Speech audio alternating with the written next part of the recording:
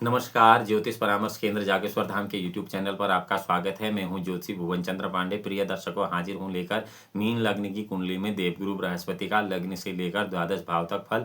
इस वीडियो में हम मात्र 8 गुरु ग्रह का विश्लेषण करेंगे, 8 ग्रहों को छोड़ देंगे और मात्र मीन लग्न का विश्लेषण करेंगे।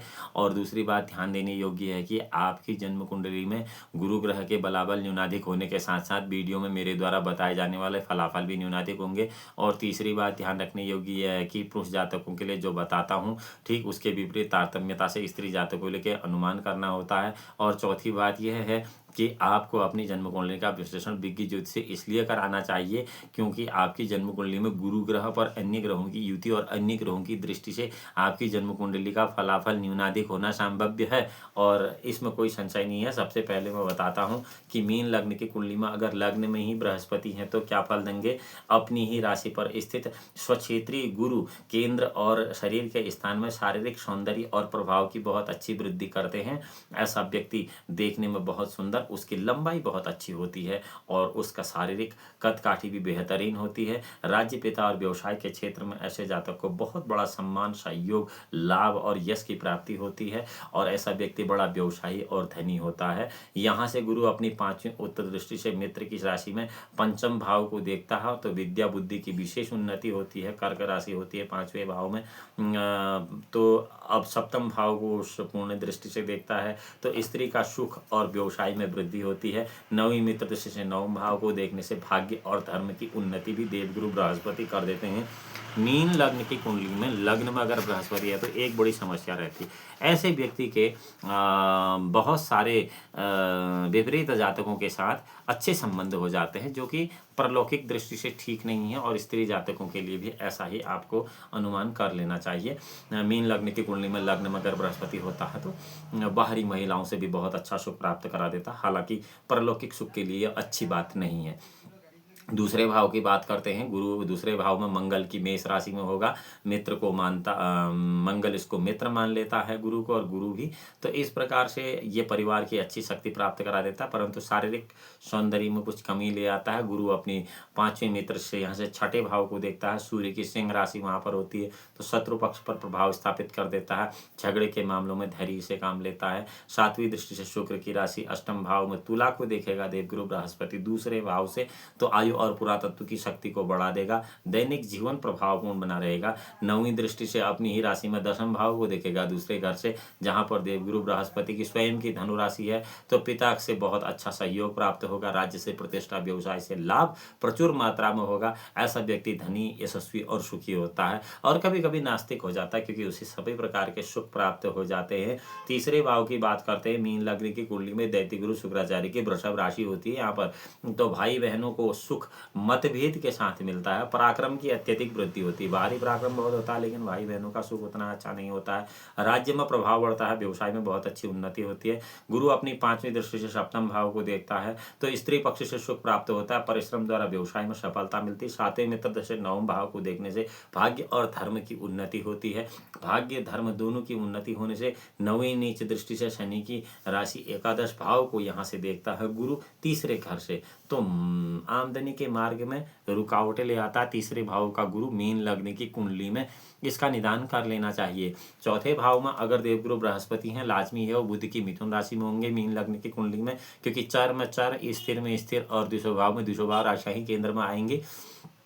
इस प्रकार से भूमि, मकान आदि का अच्छा सुख प्राप्त करेंगे। शारीरिक सौंदर्य, प्रभाव, यश और घरेलू सुख में वृद्धि होगी। यहाँ से गुरु अपनी 5वीं दृष्टि से शुक्र की राशि में 8वें भाव को देखेगा तो आयु और पुरातत्व की शक्ति में भी वृद्धि होगी। 7वीं दृष्टि से अपनी ही राशि में 10वें भाव को देखने से पिता की अच्छी शक्ति मिलेगी। राज्य से सम्मान और व्यवसाय से लाभ और सुख प्राप्त होगा।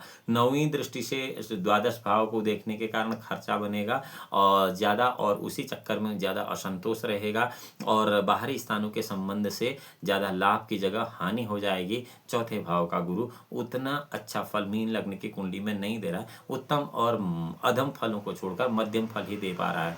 5वें भाव की बात करते हैं। गुरु अगर 5वें भाव में होगा तो त्रिकोण विद्या संतान के भवन में अपने मित्र चंद्रमा की कर्क राशि में होगा, तो यहाँ पर उच्च का गुरु जातक को संतान, विद्या, बुद्धि, वाणी का श्रेष्ठ फल प्रदान करेगा और साथ ही राज्य, पिता, व्यवसाय से भी अच्छा लाभ प्राप्त कराएगा। गुरु पांचवी मित्र दृष्टि से यहाँ से नौवें भाव को देखेगा, भाग्य और धर्म की उन्नति करेगा, धर्म का अच्छे से पालन कराएगा। सातवीं नीच दृष्टि से एकादश भाव को देखेगा, जहाँ पर कि मकर राशि होगी और मकर राशि में नीच के फल देने से आमदनी के मार्ग में कठिनाइयां पैदा कर देगा। नौवीं दृष्टि से अपनी ही राशि में प्रथम भाव लग्न को देखने लगेगा, तो शारीरिक सौंदर्य, स्वास्थ्य, प्रभाव और स्वाभिमान, गौरव और प्रतिष्ठा की वृद्धि भी करा देगा। सामान्यतः ऐसा व्यक्ति भाग्यशाली होता है, सुखी जीवन व्यतीत करता है। पांचवें भाव में अगर गुरु है तब। छठे भाव की बात करते हैं। छठे भाव में अगर गुरु है मीन लग्न की कुंडली में, ऋण रोग शत्रु के भवन में, जहाँ पर सूर्य की सिंह राशि होगी, तो शत्रु पक्ष पर बहुत ज्यादा प्रभावशाली होता है ऐसा व्यक्ति। शारीरिक सौंदर्य, स्वास्थ्य में कमी जरूर कर देता है देवगुरु बृहस्पति यहाँ से। और गुरु यहाँ से पांचवी दृष्टि से अपनी ही राशि नवम भाव को देखते हैं, जहाँ पर कि मंगल की वृश्चिक राशि होती है, तो पिता से सुख, राज्य से सम्मान और व्यवसाय से लाभ प्राप्त होता है। ऐसा व्यक्ति शारीरिक श्रम के बल पर उन्नति करता है और बुद्धि बल को थोड़ा सा उतना उपयोग नहीं लाता है। सातवीं शत्रु दृष्टि से द्वादश भाव को देखते हैं गुरु, तो खर्चा अधिक करते हैं, बाहरी स्थानों के संबंध से असंतोष रह जाता है।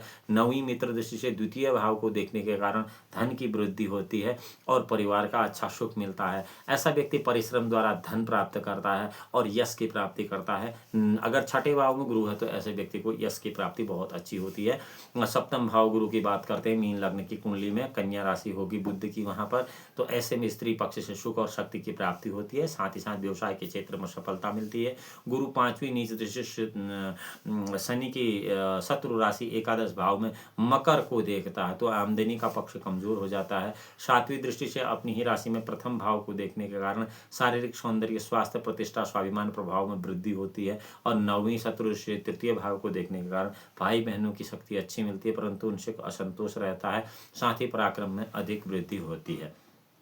आठवें भाव की बात करेंगे तो दैत्य गुरु शुक्राचार्य की तुला राशि होगी मीन लग्न की कुंडली में, उसमें आयु और पुरातत्व का लाभ और आयु और पुरातत्व की वृद्धि देवगुरु बृहस्पति आठवें भाव से करा देंगे। पिता राज्य व्यवसाय के पक्ष से हानि और कठिनाइयों का सामना करने के लिए बाध्य कर देंगे। गुरु अपनी पांचवी शत्रु दृष्टि से यहाँ से द्वादश भाव को देखेंगे, तो खर्चे और बाहरी स्थानों के संबंध में बहुत अत्यंत ही असंतोष व्यक्ति को देखने को मिलेगा। परिवार की वृद्धि होगी। नवीं मित्र दृष्टि से चौथे भाव को जब देवगुरु बृहस्पति आठवें भाव से देखेंगे तो भूमि, मकान आदि का श्रेष्ठ सुख प्राप्त करा देंगे। वहीं नवें भाव में अगर देवगुरु बृहस्पति होंगे तो त्रिकोण का भाग्य धर्म का भवन होगा। अपने मित्र मंगल की वृश्चिक राशि में वहां पर होंगे तो धर्म और भाग्य की विशेष उन्नति कर देंगे। राज्य, पिता और व्यवसाय के क्षेत्र में अत्यधिक सफलता प्राप्त करा देंगे, अत्यधिक सम्मान, लाभ और सुख प्राप्त कराएंगे। यहाँ से गुरु पांचवी दृष्टि से अपनी ही राशि में प्रथम भाव को देखने लगेगा। प्रथम भाव लग्न का भाव है, शरीर का भाव है, तो इसमें शारीरिक सौंदर्य, प्रभाव, यश और स्वाभिमान में भी वृद्धि कराने लगेंगे। सातवीं दृष्टि से शुक्र की राशि में तृतीय भाव को देखेंगे। तीसरे भाव में भाई बहनों का सुख अच्छा प्राप्त कराएंगे, पराक्रम की वृद्धि कराएंगे। नवीं उच्च दृष्टि से मित्र की राशि में पंचम भाव को देखने के कारण विद्या बुद्धि की श्रेष्ठ शक्ति प्राप्त कराएंगे और संतान पक्ष से भी सुख प्राप्त कराएंगे। ऐसे जातक का व्यक्तित्व कलात्मक कलाकारी का भी हो जाता है, कलाकारी में रुचि रखने का होता है। ऐसे व्यक्ति का प्रभावशाली वाणी और ऐसा व्यक्ति प्रभावशाली वाणी का धनी होता है, यानी कि वो जो कुछ बोले तो लोगों को लगता है हाँ ठीक ही बोल रहा है, चाहे वो उसका कोई अन्य गणित क्यों न हो। दशम भाव गुरु की बात करते हैं। दशम भाव में मीन लगने की कुंडली में गुरु की ही धनु राशि होगी, जो कि देवगुरु बृहस्पति की अपनी राशि है। स्वक्षेत्री गुरु के प्रभाव से जातक को पिता से बहुत ज्यादा शक्ति मिलेगी। कई बार आपने देखा होगा ना, पिता के चलते चलते बेटा भी राजनीतिज्ञ हो जाता है, पिता के चलते चलते बेटा भी व्यवसायी हो जाता है, पिता के चलते चलते बेटा कलाकार हो जाता है, फिल्मी हीरो था तो बेटा भी हीरो बन गया। और तो ऐसा जो हिसाब किताब है वो मीन लगने की कुंडली में दशम भाव में गुरु के होने से ही होता है। और राज्य से बहुत बड़ा सम्मान, व्यापार से बहुत बड़ा लाभ हो जाता है। ऐसा व्यक्ति बहुत प्रतिष्ठित होता है, धनी होता है, यशस्वी और प्रभावशाली होता है। यहाँ से गुरु अपनी पांचवी मित्र दृष्टि से द्वितीय भाव को देखता है, धन भाव को। तो जब धन भाव को देखता है तो धन की विशेष उन्नति होती है, परिवार की बहुत अच्छी उन्नति होती है, परिवार का बहुत अच्छा सुख मिलता है। सातवीं मित्र दृष्टि से चतुर्थ भाव को देखता है गुरु, सीधे मिथुन राशि में बुध की, तो मकान का श्रेष्ठ सुख प्राप्त होता है। माता, भूमि, भवन, इन सभी में सुख की प्राप्ति होती है। इस छठे भाव को भी नौवें भाव नौवीं दृष्टि से देखता है गुरु दशम भाव से, तो शत्रु पक्ष पर प्रभावित तो बना रहता है, लेकिन झगड़े झंझटों में हमेशा फंसा रहता है ऐसा आदमी। और सब विजय प्राप्त करना, सफलता प्राप्त करना कोई बड़ी बात नहीं, लेकिन परेशानी तो हो ही जाती है। ऐसा व्यक्ति धनी, यशस्वी, सुखी, बहादुर, हिम्मती और हुकूमत करने वाला भी होता है। कई बार बहुत बड़ी हुकूमत करने वालों पर भी बहुत बड़े मुकदमेबाजी हो जाती है। इसका कारण भी मीन लग्न की कुंडली में दशम भाव में गुरु है। एकादश भाव की बात करते हैं, मकर राशि है वहां पर शनि की, और यहाँ पर नीच के फल देगा, आमदनी को बहुत खत्म कर देगा, पिता व्यवसाय के पक्ष से हानि कराएगा, भाग्य उन्नति में रुकावट कराएगा। यहाँ से 5वीं दृष्टि से तीसरे भाव को देखेगा। भाई बहनों का थोड़ा बहुत सुख मिलेगा, पराक्रम में बहुत कम वृद्धि होगी, क्योंकि ये सब इसलिए होगा कि एकादश भाव में गुरु मकर राशि में आ जाएगा, और मकर राशि गुरु की नीच राशि है। यहाँ पर ये नीच के ही फल देगा, और 7वीं उच्च दृष्टि से एकादश भाव से 5वें भाव को देखेगा। 5वां भाव विद्या, बुद्धि, संतान का है, तो संतान पक्ष से उन्नति प्राप्त होगी, क्योंकि ये विपरीत जगह पर विपरीत फल देने लगता है। विद्या बुद्धि का विशेष लाभ देता है। 9वीं मित्र दृष्टि से 7म भाव को देखने के कारण स्त्री इसकी अच्छी होती है, सुंदर होती है, मनोकामनी होती है, उससे सुख और सहयोग प्राप्त करता है। व्यवसाय के क्षेत्र में भी सफलता मिल जाती है। द्वादश भाव के गुरु की बात करते हैं तो लाजमी वहाँ पर कुंभ राशि होगी। मूल त्रिकोण राशि शनि की है, तो बहुत ज़्यादा खर्चा ऐसे में देवगुरु बृहस्पति करा देते हैं, और खर्चे के कारण परेशानी रहती है। बाहरी स्थानों के संबंध से असंतोष रहता है। शारीरिक सौंदर्य स्वास्थ्य के प्रभाव में कमी हो जाती है। पिता से सुख की हानि होती है। राज्य व्यवसाय से भी प्रतिष्ठा प्राप्त नहीं हो पाती, अप्रतिष्ठा प्राप्त होती है।